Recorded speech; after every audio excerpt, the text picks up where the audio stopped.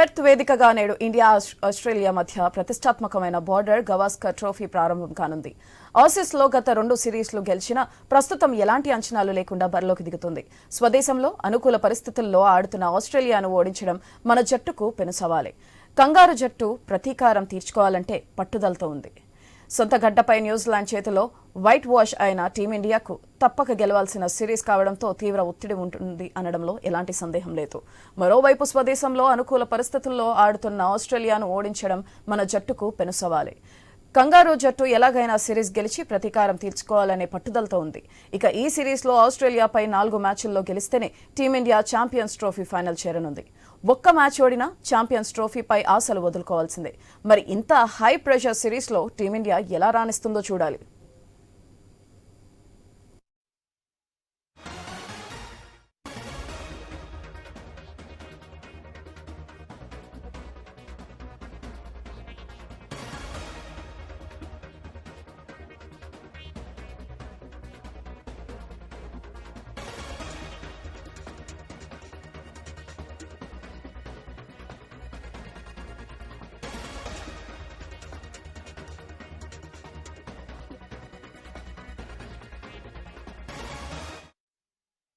Perth వేదికగా నేడు India Australia మధ్య ప్రతిష్టాత్మకమైన బార్డర్ గవాస్కర్ ట్రోఫీ ప్రారంభం కానుంది.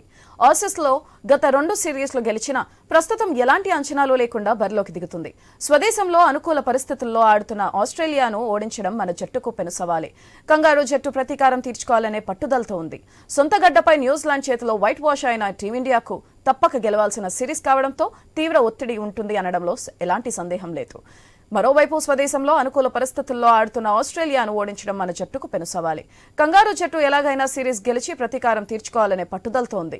ఇక ఈ సిరీస్లో ఆస్ట్రేలియాపై 4 మ్యాచ్ల్లో గెలిస్తేనే టీమిండియా ఛాంపియన్స్ ట్రోఫీ ఫైనల్ చేరనుంది. ఒక్క మ్యాచ్ ఓడినా ఛాంపియన్స్ ట్రోఫీపై ఆశలు వదులుకోవాల్సిందే. మరి ఇంత హై ప్రెషర్ సిరీస్లో టీమిండియా ఎలా రాణిస్తుందో చూడాలి.